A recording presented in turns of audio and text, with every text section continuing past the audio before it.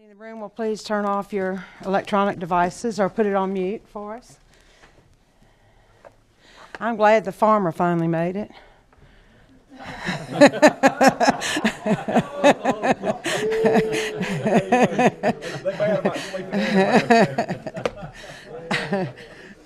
Good morning, everyone. We normally open with a prayer, so I've asked Buddy Harden today to offer up our prayer, and we're also going to, at this point in time, remember Harry Geisinger, who was a wonderful legislator and served on this committee and was tenacious in his issues that he took care of. So, Buddy, you're number 21.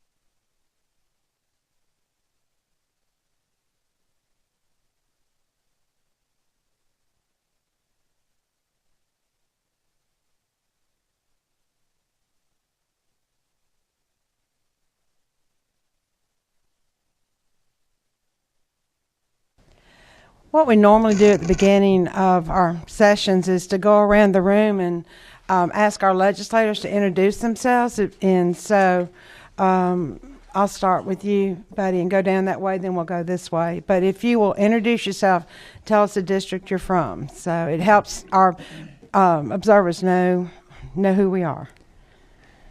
All right, I'm Buddy Harden. I represent District 148, which is Crisp, Wilcox, Pulaski, and part of Houston County. And I'm Vice Chairman of Natural Resources and Environment and have enjoyed working with all of you folks over the last several years. Thank you. Number 22. Thank you, Madam Chair. Chuck Williams. I represent House District 119, which is most of Oconee County and portions of Athens-Clarke County. Thank you. Thank you. Thank you, Madam Chair. Bubba Epps, House District 144, which is Twiggs, Wilkerson, Bleckley counties in whole, parts of Bill Jones, Houston, and Lauren, then up until reapportionment. Georgia Forestry Commission headquarters was in my district, so glad to have you with us. Thank you, Madam Chair. Brooks Coleman, District 97. There's parts of Duluth, Suwanee, Sugar Hill, and 15 voters in Beaufort, which is always good. It's the home of the hatchery up there, the trout hatchery up near the Beaufort Dam, which I'm proud of. I've been on this committee 24 years. It's one of my favorite committees, and I appreciate the fine job y'all are doing. Thank you. Dan Gassaway, District 28, which is Banks County, part of Habersham County, and all of Stevens counties. We're Tallulah Gorge to Lake Hartwell to the outlet malls in Commerce. And I enjoy being on this committee as well.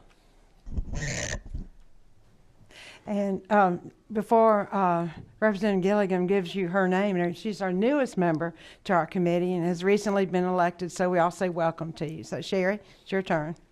Thank you, Madam Chairman. I am Sherry Gilligan. I'm from District 24. That is the beautiful Cumming, Forsyth County area, Lake Lanier, and I am just very excited to be on my very first committee meeting. Thank you. We planned the time just for you. Thank you. John Corbett, District 174, which takes in 6 counties, 2 whole counties, and parts of 4 others, Lowndes, Eccles, Clinch, Ware, Charlton, and part of Camden. So cover a long area across the border with Florida. Good morning, everyone. Jeff Jones, District 167.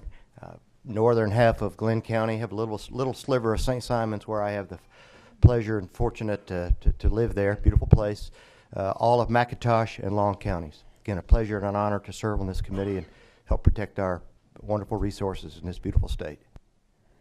Our early riser. Thank you, my sweet mate. He's there before me every morning. I just couldn't resist. I've been at work so long this morning, I about forgot about your meeting. I'm Tom McCall, and I represent District 33, which is Madison, Elbert, Lincoln, Wilkes, and part of Columbia County, down the Savannah River. And Chair of our Agriculture Committee. Thank you. And number 19. Thank you, Madam Chair. Representative Kevin Tanner, District 9, which is parts or all of Dawson, Lumpkin, and Forsyth County. I appreciate the Commissioner and all of his resources and what you do for our state. 18. Yes, I'm Randy Nix, House District 69, and I've got troop herd in Carroll County. It's got a lot of the Chattahoochee flows through there, and live right where the lake is beginning to impound, just in Troop County, just inside the, just past the Herd County line. 17. Sam Watson, District 172. I've got parts of Colquitt, Tifton, Thomas County. Thank you very much. And then I also want to introduce our staff to you. Sitting beside me is Brian Groom. He's our committee aide. He essentially does research for us and helps organize and facilitate our meetings. And you have several other committees as well. If you'll just tell us what you do. Yeah, I'm Brian Groom, working in the House Budget and Research Office. Have this committee as well as Game Fish and Parks, and then on the budget side, I do Public Safety Subcommittee. Thank you. And then Michelle Sloan, everything we works through Michelle, and so she's the master at coordinating and with the safety net below a lot of our projects. So Michelle Sloan, if you'll just wave. And that's who you see. If you have any questions for me, or if you want to be on our mailing list and you're not on our mailing list, then you would see Michelle. And then we are very fortunate to have with us today a young intern, Richard Sykes from Kennesaw. So Richard is enthused about learning about this process. We hope he stays that way throughout. So, and welcome, Richard. And this morning, before we hear our presentation from the Forestry Commission, I've asked Chief Henderson to come up here and introduce for us the Ranger of the Year, and so we'll put the mic on for you up there if you'll come up and introduce him. And Mark Williams is a former former representative. Were you ever a mayor? No, okay. Former representative on this committee, and he has gone to be chair of the Natural Resources Division. So thank you very much. Thank you, Madam Chair. Members of the committee, and as a former member of this committee, one of the greatest committees. I see some chairmen sitting up there, so I got to be careful. But one of the top 5 best committees. I appreciate y'all taking the time in your busy schedule to recognize our Ranger of the Year this year for the state of Georgia. If I could, Madam Chair, I'd like to introduce a very special guest we have with us today, Mr. William Bagwell. He's our incoming chairman of our board, and he's with us today. As I also need to remind you, today's Sportsman's Day, and a lot of good swag down there from a lot of outdoor companies and our partners. But also the most important thing is that good coastal shrimp and grits that I'm sure Representative Jones can attest to that we'll have at lunch. But before we introduce our Ranger of the Year for the state of Georgia, I'm going to let Colonel Henderson do that. I want y'all to be aware of another great awards we got this year. Our Ranger of the Year last year, Greg Wade, competed at the national level, and he is now your reigning Ranger of the Year for North America. It's a huge honor for the state of Georgia. Our boating officer of the year for the state of Georgia, Corporal Jason Robinson, competed out in Kansas and was named boating officer of the year for North America. We haven't really done the research, but we don't know that any other state, we're pretty sure, had those 2 officers of the year for the entire North American continent. So we're very proud of those 2 guys as well. So at this time, I'll call Colonel Henderson. For our committee's interest, I think we would like to be able to recognize them as well. So we'll plan that at a later date. I think we have you scheduled for last Thursday in January. Okay. Is Ranger Wade here? No, they're not here today. Okay, but we'll do that. We can get them up here. Thank All you, right, Madam. thank you. Thank you, Madam Chair, committee members. Just a real quick, Casey, if you want to. You may not concede. We'll ask him to stand up. I made the mistake of saying which one was the Ranger of the Year, not any way take away from y'all, but it was obvious, wasn't it? Well, good morning, and thanks again for the opportunity to be here, and we appreciate you recognizing the hard work of our officers. Corporal Casey Jones is a 16-year veteran of our department. He's up in Murray County, which is northwest Georgia, of course. He's committed to conservation law enforcement, and he's dedicated to serving the citizens in Murray County and the surrounding areas there. He's a solid investigator, going in after the fact, putting investigations together to determine what has occurred during an incident he might be looking at, which is also, just recently this week, he was also named as our State Investigator of the Year. So that really speaks well. That's 2 awards within the year because of his efforts that he puts forth. In addition to his regular duties every day, which to us, that's conservation law enforcement, the hunting, the fishing, the boating, and the environmental concerns, which is usually littering, that our folks address. He's also a post-certified instructor. He's a firearms instructor with our department. He's a side scan sonar operator, which we utilize that a lot with our search and rescue operations that we have. And during 2015, he also presented 28 information and education programs to the school systems in that area. To us, that outreach is very important, getting our message out. Plus, we want as many of our encounters with the public to be as positive as they can be, to kind of continue to build those relationships and support. And Casey does an outstanding job with that. Throughout his career, he's always demonstrated that strong commitment to our agency and our conservation mission through his aggressive but fair law enforcement efforts and tireless work ethic. Thank you so much for what you do for the citizens of this state, your support of our agencies, and thank you for recognizing our Ranger of the Year. Do you want to make a comment? Please make a comment for us. Yes.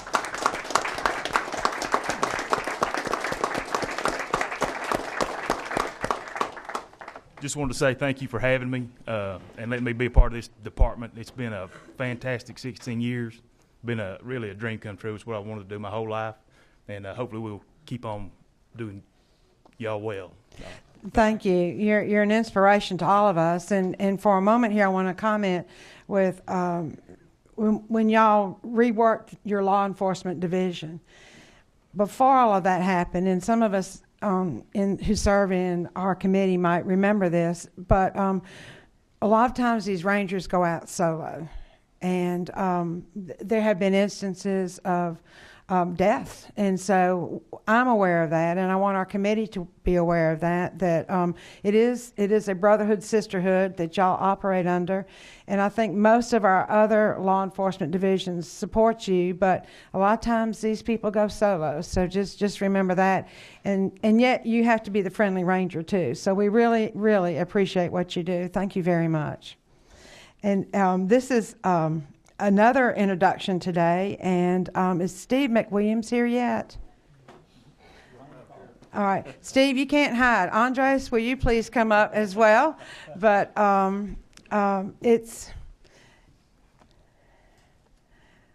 so this will be an introduction and then a handing of the gavel for the purpose of our committee here. But we want to recognize you for your years of service for the Georgia Forestry Association and the fact that you are available to us when we seek information. And I know that you and our Forestry Commission work closely together. And again, this is symbiosis that works very well for the state. And you're going to turn the gavel over to, I already have, to Andres Villas, and then Chuck Williams will introduce your bio, and then you will say something. So, all right. Well, thank you, Madam Chair. There is a new sheriff in town, and I was pleased to be a part of the search process that led to Andres Villegas coming to be my successor at the Georgia Forestry Association. And I think that you will find that the association has stepped it up a notch or two in terms of the quality of the people that it is employing. But I will tell you that it has been a great honor for me to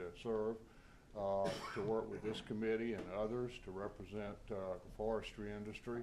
I'm not going to say anything about forestry, though the temptation is certainly there. I'm sure Andres will want to say a word or two, and perhaps Representative Williams as well.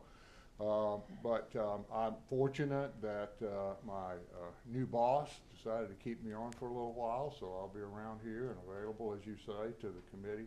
But thank you for what you do. Forestry is indeed important. The work that you do that helps keep forestry strong in Georgia is important, and I'm grateful for your support and the personal relationships that we've developed over the years here. So thank you very much. And I would. Thank you. Go Representative Williams will do a further introduction, and then you can just sit down because it would all been said, right? Thank you, Madam Chair. It's a pleasure to have this opportunity to introduce Andres to the committee and our folks here. Steve, thank you. I've had the opportunity, Madam Chair, to work with Steve as a board member myself for the last decade of the Georgia Forestry Association. I think, Steve, you've been plying your trade here on behalf of the forest industry for a dozen years here in the Capitol. So we thank you for what you have done. Andres may not be a totally new face to a lot of you because he's been here before. He's a graduate of UGA and also of MIT. Before working with Weyerhaeuser, most recently out in Oregon, you may have remember him from having spent time with the Georgia Department of Agriculture and also the Langdale Corporation down in Valdosta. So, you hear the jokes about folks needing to find out where the restrooms are in the Capitol and the elevators. Andres comes in knowing that. But as Steve indicated, there was a very extensive nationwide search process for the next head of the Georgia Forestry Association, and thankfully one of our native sons was able to rise to the top of that. So, Madam Chair, I think our committee will very much enjoy working with Andres, and the tradition will continue of excellence in representing the forest industry. Thank you. And Andres, welcome, and it's your turn. Just a couple of brief statements. Thank you very much, Madam Chair. I'll keep it brief. I know you have other things to do today. Thank you very much, Representative Williams, for that wonderful introduction. And thank you so much to Steve McWilliams. He has really blazed a fantastic path for forestry in Georgia, and huge shoes to fill.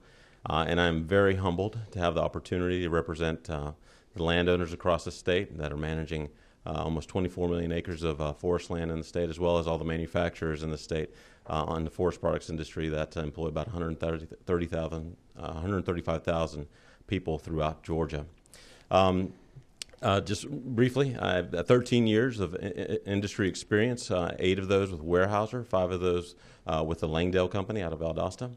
Prior to that, 4 years with the Department of Agriculture. I've worked in international settings. I was posted in Uruguay, in Montevideo, Uruguay, for 4 years.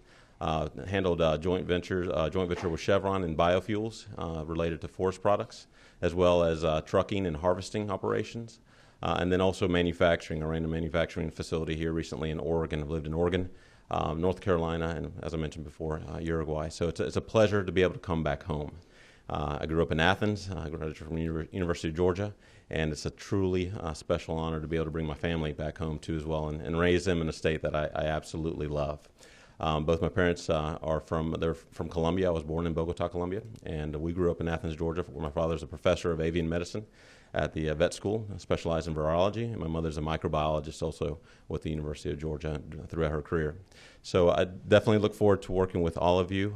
This is an honor and a great part of my career, and something that I'll cherish, I'm sure, and look very much forward to. The last comment I'll make is just one of the big questions I get from a lot of elected officials is the difference between the Forestry Association, which I represent, of course, and the Forestry Commission. And so I'll make the driving point here that Commission is represented by Mr. Bob Ferris today, and he'll be speaking as well. But I really think of the Commission as our heroes. They are out protecting, along with DNR, 24 million acres of forest in the state. 2/3 of Georgia they're protecting through their fire protection functions, as well as all the water and clean air and wildlife that comes off of those 24 million acres. They enable an industry to exist in the state. And where we cross the line over to the association is we are a membership-driven association. We represent the entire supply chain, from folks that are growing seedlings and nurseries all the way to producing pulp that goes into diapers that get exported throughout the world. And so we are advocating as well as educating throughout the state and doing a variety of different things in those areas. So We're more advocates, and they're what I consider to be one of the state's leading heroes, protecting one of the most important assets to every citizen in the state as well as this country. So thank you very much for your time, Madam Chair. Thank you. I look forward to working with you, and welcome back to God's country. This is a perfect entree to our Forestry Commission Director, Robert Ferris. And while he's coming up, I want to tell our committee that today on the House floor, we'll be recognizing the Northern and Southern units this year, the units of the year, 2015, and the District of the Year. So before Robert talks, this is an agency, I think, that functions well. You don't hear that much about it until you hear about a forest fire or something like that. Then all of a sudden we want to know a whole lot more about it and what all they do and how it works. So it succeeds because of the talent of the people who are in this Forestry Commission. And I'm just very pleased today that you're able to be here and share with us some insight into what's going on. And we look forward to recognizing y'all on the floor. Thank you, Madam Chair, for those comments, and good morning, Madam Chair and committee. And I want to thank you and the committee for the invitation to speak with you this morning and the opportunity to give you a brief overview of forestry in Georgia and the important role that the Georgia Forestry Commission plays in that, and what our professionals do out there to manage the state's forest and protect Georgia's citizens, homes, forest, and property from the ravages of wildfire. Of course, the Georgia Forestry Commission is your state forestry agency, and we're a customer service focused team with the vision of ensuring that Georgia maintains those healthy, sustainable forests, providing Georgia citizens with clean air, clean water, and abundant forest products, not only for today, but for generations to come.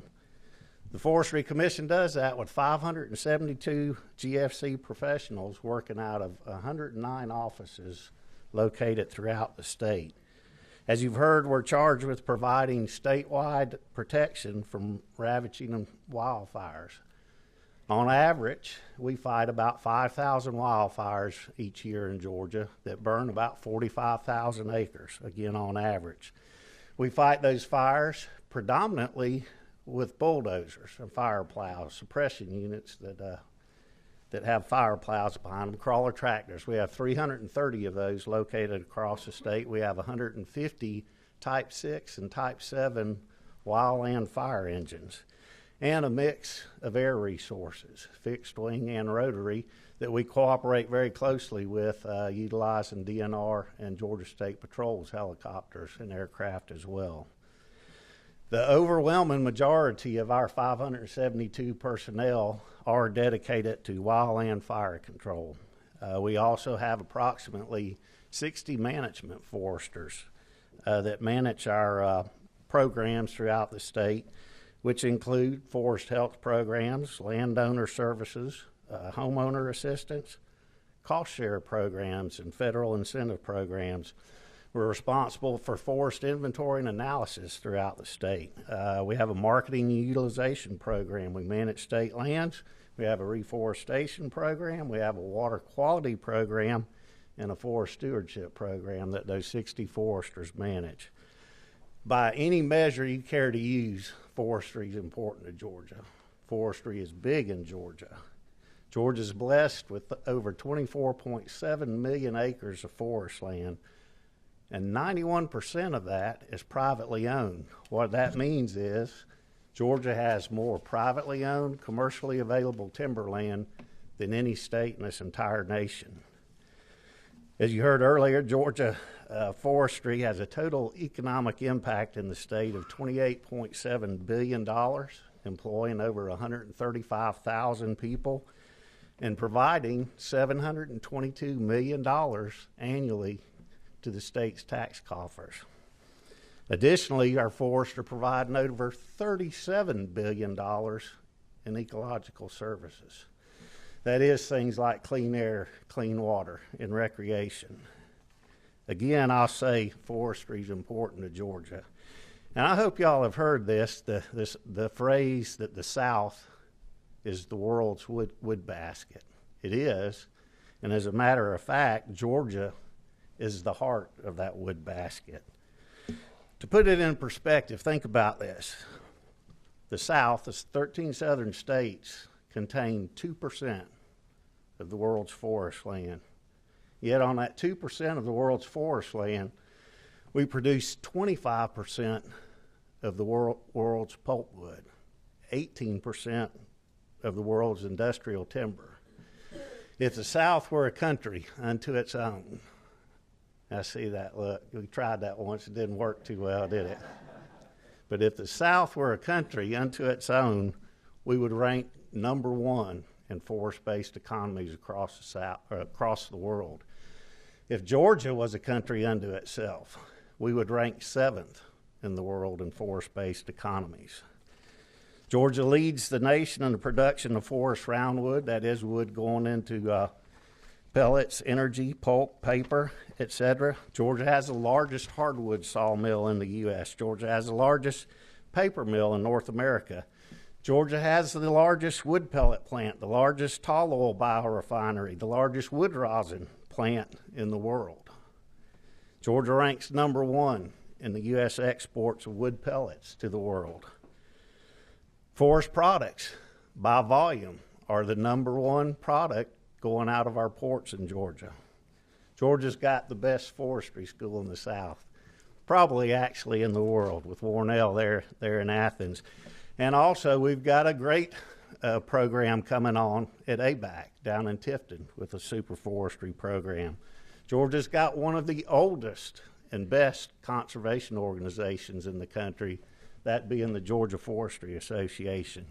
We've got the Hertie Center in Savannah. We've got the Renewable Biomass Institute at Georgia Tech. And the list goes on and on. What I'm getting to is Georgia is a national and a world leader when it comes to forestry. So this committee, the General Assembly, all of our citizens can take great pride in those figures. But I want to caution that we have to remain diligent in our efforts to ensure that our forests continue to provide those economic, environmental, and social services that they do. I've provided you with a copy of GFC services and also a copy of the sustainability report of Georgia's forests. The General Assembly's directed the GFC to submit that and update that report every 5 years. I don't want to try to cover all the details in those two documents, but I do want to hit a few highlights. From a forest health perspective, today's global economy is tremendous, great positive thing for a lot of aspects, including forestry. However, one big threat and challenge is that global trade serves as a ready pathway for non-native invasive species coming into Georgia. And we're fighting that tooth and nail very hard right now. Red bay ambrosia beetle came in, creating laurel wilt disease. It's killing all of our red bay trees down along the coast. Over 6 million acres of red bay have died. For those red bay trees, yes ma'am. Not a real important commercial species, but an important environmental species. Up north, anybody that likes to go camping up north had to have seen those red or gray ghosts all throughout the forest. Hemlock woolly adelgid. It's infected all of our hemlock range in Georgia now. Kogan grass, Alabama and Florida are covered up with it. Top 10 non-native invasive species. We've treated over 400 plots or infestations of that, trying to keep it out of Georgia, keep it in Alabama and Florida. Is anybody... And I can say my fellow state foresters in Alabama and Florida are assisting us with that effort. Has anybody heard of the emerald ash borer? Couple. Killed tens of millions of ash trees. Started up in the Great Lakes in Michigan, has made it into Georgia now through our forest health program, trapping those insects. A couple of years ago, we trapped some in Fulton and DeKalb. We initiated a quarantine on the movement of ash. The next year, we had to spread that quarantine to 7 counties. Just a couple of months ago, we spread that quarantine to 19 counties around the Atlanta area and then up in North Georgia. I mentioned our mandate to protect Georgia's forest and citizens from wildfires. We have had another record-breaking wildfire season this past year with 3,200 fires. That may sound like a lot, but that is a record-breaking low number of wildfires. I'm not going to get into climate change and what everybody's thoughts are on that or global warming, but I will tell you we are seeing extreme weather variability in Georgia. That's hugely impacting our fire activities. In 5 of the last 8 years, we've broken all-time records. 2 worst seasons in 7 and 11, and then recently we've had our 3 lowest fire record seasons. We've seen records broke with extreme fire activity across the country every year. The Northwest really suffered this year. We sent 150 of our wildland firefighters out to California, Oregon, Idaho, and Alaska this year to help them. Now, if you remember in 7 and 11, they sent 3,000 firefighters each year to Georgia to assist us. Talking about protection, I've also got to mention our Rural Fire Defense Program. That's where we assist rural fire departments with procuring equipment. We now have 1,550 pieces of equipment across the state in rural fire departments. Since we initiated the firefighter program 3 years ago, we've brought in $48 million of federal surplus equipment to our rural fire departments and to the GFC. Mentioning our market and utilization program that promotes Georgia's forest products and capacity to grow. In Georgia annually, we are producing 48% more volume than we're losing every year. That is, we're growing 48% more volume than we're losing to harvesting, to insects, disease, fire, and storms. So we've got the capacity to expand and grow, and we're seeing that. Significant investment and expansion of existing industry here, and investment in new and emerging industries. 2007, we had 0 wood pellet plants in Georgia. Today, we have 10 located across the state, again, leading the nation in that. We also have 3 wood biomass to electricity plants in Rabun Gap, Barnesville, and Dublin. Great success there. Got a reforestation program, produced 12 to 15 million seedlings per year at no cost to the Georgia taxpayer, works off of receipts, and that also funds our tree improvement program, which the trees we're producing now, through years of genetic improvement, are producing 30 to 54% more volume than your native seedlings. That's millions of dollars into our landowners' pockets and to the state. I heard my alarm for 10 minutes, so I'm going to go ahead and wrap up there. I hope those comments give this committee a little bit better perspective on the importance of forestry to Georgia and the role that the Georgia Forestry Commission plays in that. And I want to thank this committee for the support and ongoing support through the years. And you have a lot to be proud of regarding forestry in this state. And I want to thank you again for your support. Be glad to address any questions you may have. I'm sure we'll have some questions, or normally if we have legislation, we speak specifically to the legislation, but in this instance, it's a presentation. So if anybody wishes to make a comment, I'll let you know when we start running short of time. So just press your button if you want to say something. I think I'll start off, first of all, to tell you two questions. Do we still do chopsticks? No, ma'am. That business was doing really well for a while, and the owner ended up going to jail for federal tax issues, and the business closed down. Well, I so appreciate your presentation today. And to our committee, I want to reinforce that a lot of times if you don't hear from a state agency, it doesn't mean that they're not excelling at what they do. And so I think it behooves our committee to be aware of all your activities and to pause and try and learn what takes place in your district. So I see a couple of questions here, and I'll go ahead and do number 22. Thank you, Madam Chair. Robert, thank you for your report. I know over the past couple of years, there's been discussion about, from a staffing standpoint, the turnover that you have dealt with, particularly at sort of the entry level, the ranger positions and whatnot. And I think we've tried to help address that a little bit. Can you address staffing and turnover and retention and that type thing generally? Yes, sir. Greatly appreciate the General Assembly's assistance over the past couple of years with some pay parity adjustments. Our turnover rates, as the economy had started to improve through resignations and moving on to other companies and businesses, more than doubled. With the help of the General Assembly, we did initiate pay parity adjustments over the past 2 years, with the goal of trying to get our employees up to 80% of the market. With the addition last year to the agency's budget, we have managed to get all of our personnel at least 80% of market rates. And we have started to see a decline in the number of resignations. And we're catching up.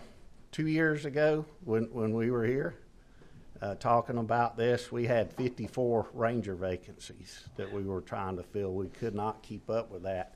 End of December, we have 4 ranger positions that we're trying to fill. So Good. Seeing some positive movement on that.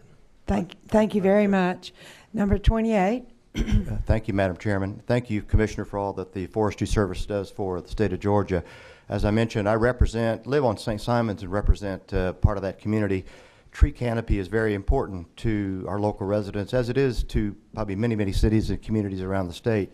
I'm interested in a little bit more explanation on your Sustainable Community Forest Program and how communities such as St. Simons might take advantage of that. Thank you. I appreciate you bringing that up because I actually skipped that section to stay on time. We do have a Sustainable Community Forestry Program where we work with communities and cities. Again, another area where Georgia is leading the nation in a lot of aspects there. But we work with communities and cities, help them with training their municipal workers how to maintain and manage those urban and community forests. We have a Ask the Arborist website that we administer. We manage, again, a variety of federal grant and assistance programs working with communities, and then we work through the National Arbor Day Foundation and the U.S. Forest Service with Georgia's Tree City program. And again, area where we are one of the leaders in the nation with 135 tree cities recognized in Georgia.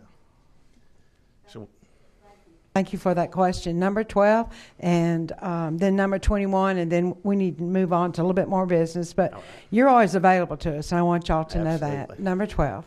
Thank you, Madam Chair. Before you speak, I want to have our committee recognize that we are lucky today to have the chair of the Game, Fish, and Parks Commission with us. And thank you very much. Thank you for your interest. Thank you for inviting us to the meeting. Talking about wildfire, or your wildfires and the fluctuation. As far as tools to combat that and prescribed burns, especially in some more of our, the piney woods and things, is there any way we can help with that? I know from a wildlife perspective, that's also wildlife friendly if it's done in a prescribed way and helps. And would that also, anything that we can help from that perspective, help you do more prescribed burns or help the industry do more prescribed burns? We've got a very active prescribed burn program and promoting program. Again, Georgia being a leader in the nation. Georgia and Florida are the top 2 states with prescribed burning. We prescribe burn about 1.5 million acres in Georgia. That's what we're averaging. We need that number doubled. And so we've got to get and work with our different partners out there and our landowners in encouraging prescribed burning. And I'd mentioned our fire seasons. We've come off a couple of low fire seasons, and we've been putting a lot of effort and energy into prevention and mitigation. Mitigation being prescribed burning. To keep a forest stand prescribed burn, when wildfires do come through there, we can put them out easily because there's no fuel. So one of our greatest challenges, I'll just be blunt with that right now, and in that program in fire control is our equipment replacement schedules. We're currently about $21 million behind in replacing that firefighting equipment, which we also use for pre-suppression. We plow close to 30,000 miles of pre-suppression fire breaks every year in Georgia for Georgia's landowners. Thank you. Number 21, and then I see 29, and then we're cutting off after that. Thank you. Yeah, thank you very much for being with us this morning. I'm wondering, in my area, the pine tree is the main species, I guess, that we utilize economically. And I wonder, of the 24 million acres of forest, what percentage of that do you have that is pine? Yes, sir. A lot of folks have the perception that Georgia is wall-to-wall pine trees, and in fact, that's not the case. We're very closely split to 50%, close to half of our state. That 24 million acres is pine or pine type, and the other half hardwood or hardwood types or mix. And we've got a little over 7 million acres of that 24 is in pine plantation. Thank you very much. Thank you. And number 29. Thank you, ma'am. Going back to what Chairman Knight was saying, it is not true that one reason that Georgia doesn't make the news by wildfires like California does is because we are a prescribed burn state, and the fact that we do that, it keeps those ridiculously large fires from threatening everybody's house and you know, like the problems they have in California. Absolutely. There's two really huge factors. Prescribed burning, fuel mitigation is a big one. Another is the fact we manage our forest here a lot better than they do out west. Of course, ours are privately owned with good incentives to manage versus mostly federally owned out west. So that's a big factor. And another huge factor is maintaining markets. We have markets here so we can manage those forest lands, whereas out west they do not have the markets that we have here. And in a lot of areas it's tough to do things like thinning your woods and keeping those fuels down. I got to say just one thing real quick. Here we're looking somewhere around $30 per acre to prescribe burn a stand. National Association of State Foresters met in California this year. They were bragging about their prescribed burn program and the great things they were doing. Got to talking with them at the one site there. So how many acres we get done? 250 acres they burned this year. How much does it cost? You're not going to believe this. $3,000 an acre. Good They've Lord. let their fuels get so far out of hand, they're having to go in and manually cut the bigger stuff down, burn it, and come back 6 years later and understory burn. So after they do that, the cost drops to $1,500 an acre. So again, markets plays into that. It's a huge, huge factor. Thank you very much, and we certainly appreciate what you and all of the employees of the Forestry Commission do. And today we're honored to recognize you, and again to our committee, because you don't hear of problems in this area doesn't mean we don't need to be engaged, involved, and that's something we can do as members of this committee, is learn about the forestry units in our area. So thank you very much. Really appreciate it. Thank you very much.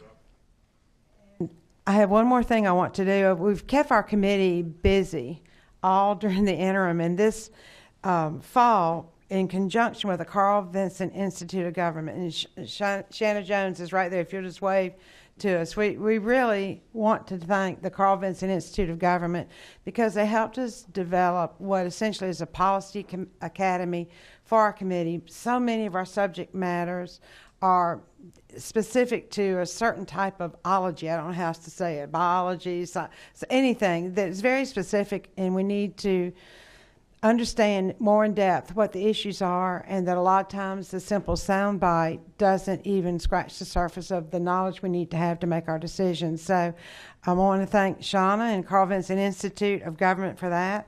And we did several thank you notes after all of that work, and I know I'll leave some people out. We had several professionals who presented to our committee. The city of Tybee showed us the projects they were doing. We attended a Coastal Regional Water Council because these water councils, our regional water councils, are made up of the people who either bring the income, the economy into that area, or the utilities, or just the interested community. And it is so important that we keep our regional water districts strong, because that is a better way for us to be able to make our decisions than a top-down decision made at the state level. And so that was an effort over 10 years, actually 20 years, of trying to put together these regional water councils. So we appreciate the regional water council's time in letting us attend a meeting. And then also, I don't know how we made the magazine, but here we are in UGA's Public Service Outreach magazine. And Sean, I know you'll be glad to get all of our legislators a copy if they need one. Okay, all right. So here is the environmental education piece. And I will say we were working because the women had no time to look good when we were on a boat with a lot of wind and a lot of fish and a lot of fish stuff. And so anyway, we were all there working, and we really appreciate the interest. We work so well at local, state levels with the Carl Vinson Institute of Government, and I want to thank y'all for that. And so now I'm ready to move on to our adjournment part here. Please always pay attention to the bulletin board outside of our office. If you want to be on a mailing list, or you want to be sure you're on the mailing list, check with Michelle Sloan in our office. And we are not having any meetings next week except for appropriations. And then the following week, we're going to hear more in depth from the Department of Natural Resources, and the other bills will be working their way through our subcommittee. I see EPD has a representative here today, Deputy Chief. So thank you, Mary Walker, for being here. And thanks to all of y'all for your time and your attendance. Thank you. We're adjourned.